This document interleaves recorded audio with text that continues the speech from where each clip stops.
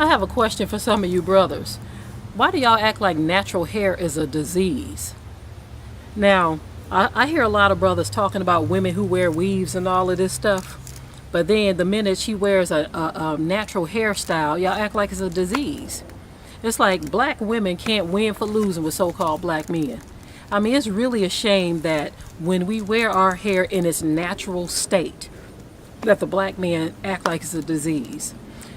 Talking about, I saw a picture that was posted on Facebook where someone was giving props to a sister on how she was dressed and everything.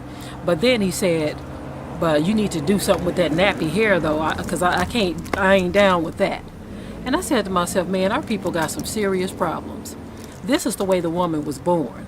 And if you look in the mirror, you got nappy hair too.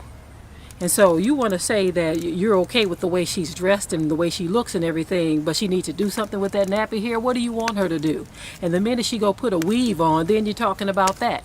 What do you want her to do? Natural hair is not a disease. And when you and those of you who push the sisters to wear weaves, because it was a push from the brothers, because back in the 70s you had the Foxy Brown and the Angela Davis thing going on. A lot of us, I remember as a child, I wore an afro.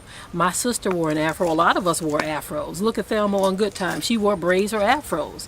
That was the styles we were rocking back then.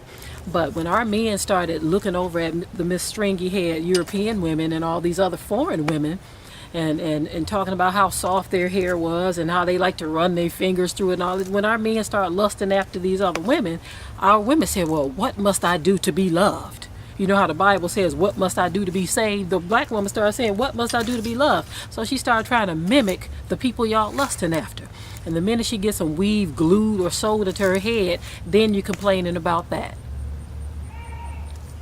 Again, we're in La La Land and the lunacy continues.